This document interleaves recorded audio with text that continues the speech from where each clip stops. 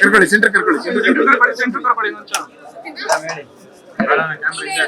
ನೀರ್ ಸಿನಿಮಾ ನೋಡಿದ್ರ ಆಕ್ಚುಲಿ ನಾನು ಈ ಪಾತ್ರ ಮಾಡೋದು ತುಂಬಾ ಭಯದಲ್ಲೇ ಪಾತ್ರ ಮಾಡಿದ್ದು. ಬಟ್ ಜನ ಏನ್ ಹೇಗ್ ಸ್ವೀಕರಿಸ್ತಾರೆ ಅಂತ, ಬಟ್ ಚೆನ್ನಾಗಿ ಸ್ವೀಕರಿಸ್ತಾರೆ ಅಂತ ಅನಿಸ್ತಾ ಇದೆ.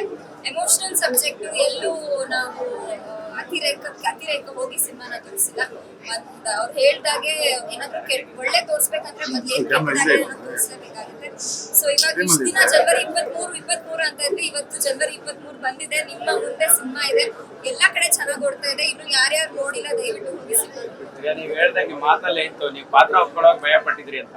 ಬಟ್ ಜನ ಸಿನಿಮಾ ನೋಡಿದಾಗ ಎರಡು ರೀತಿ ಭಯ ಪಡ್ತಾರೆ.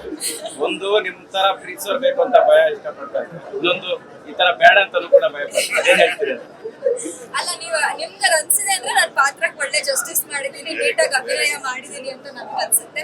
ಸೊ ನಿಮ್ಗೆ ಪ್ರೀತಿ ಅಂತೇನು?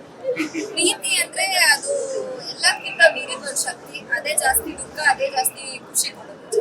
ಮಾಧವನ್ ಕರ್ಕೊಂಡಾಗ ಎಷ್ಟು ದುಃಖ ಪಡ್ತಾರೆ? ಅಷ್ಟೊಂದೇನ್ ದುಃಖ ಪಟ್ಟಿಲ್ಲ. ಇವಾಗ ಸಿನಿಮಾ ಚೆನ್ನಾಗಿದೆಯಲ್ಲ, ಸೊ ಸಿನಿಮಾ ಚೆನ್ನಾಗಿ ಓಡ್ತಿದೆಯಲ್ಲ, ಅದ್ರ ಖುಷಿನೇ ಜಾಸ್ತಿ. ಅವ್ನು ಹರ್ಟ್ ಮಾಡಿದಾಗ ದುಃಖ ಆಗ್ಲಿಲ್ಲ? ನಾನು ಆಕ್ಟ್ ಮಾಡಿರೋದು ಸರ್. ಈಗ ನಟಿ ಮಣಿಯಾಗಿ ಪಾಸಿಟಿವ್ ಆಗಿ ನೆಗೆಟಿವ್ ಶೇಡ್ ಬರುವಂತದ್ದು ಬಹಳಷ್ಟು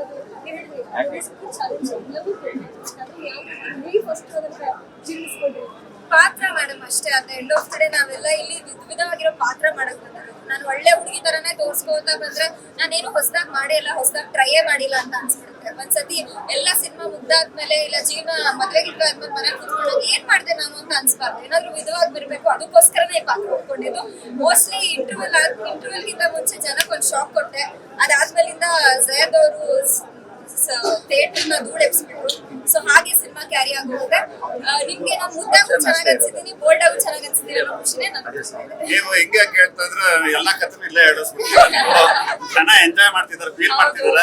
ನಾವು ಸೆಲೆಬ್ರೇಟ್ ಮಾಡ್ತಿದ್ದೀವಿ. ಸೊ ಸೆಲೆಬ್ರೇಟ್ ಮಾಡೋ ಸರ್ ಸೆಂಟರ್ ಬನ್ನಿ ಸರ್. ಸೆಂಟರ್ ಬಂದ್ರೆ ನಾವು ಸೈಡ್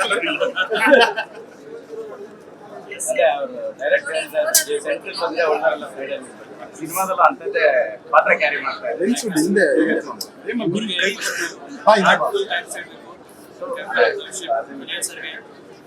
ಪಾತ್ರ ಕೊಟ್ಟು ನಾನು ಮ್ಯೂಸಿಷಿಯನ್ ಆದ್ರೂ ಇವರು ಹೆಂಗೆ ಕ್ಯಾಪ್ಟನ್ ಆಗಿ ನನ್ನ ಗೈಡ್ ಮಾಡಿದ್ರು, ಆಸ್ ಅ ಬ್ರದರ್ ಆಗಿ ಆ ಕ್ಯಾರೆಕ್ಟರ್ ಈಚೆ ತಗೊಂಡ್ಬರಕ್ಕೆ ನಮ್ಮ ಜೈದ್ ಖಾನ್ ಅವ್ರು ಹೆಲ್ಪ್ ಮಾಡಿದ್ರು. ಆನೆಸ್ಟ್ಲಿ ಸ್ಪೀಕಿಂಗ್ ಒಂದು ಬ್ಯೂಟಿಫುಲ್ ಮೆಮೊರಿ ಕಲ್ಟು.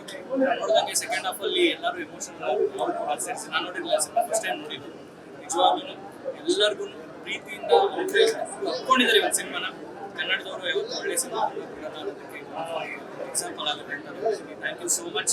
ದಯವಿಟ್ಟು ಸಿನಿಮಾ ನೋಡಿ ಕಲ್ಟಿದ್ದಾರೆ. ಹ್ಯಾಪಿ ಆಗಿದೆ ಸರ್, ಬೇರೆ ತರದಲ್ಲಿ ಕರೆಕ್ಟ್ ಆಗಿದೆ.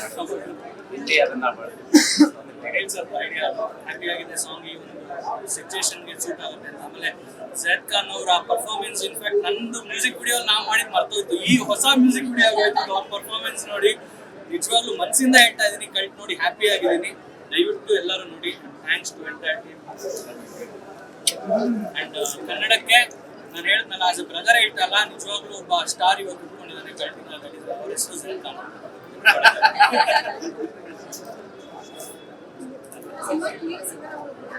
ಹೌದು ಅಲ್ಲ, ರಿಯಲ್ ಲೈಫ್ ಅಲ್ಲ,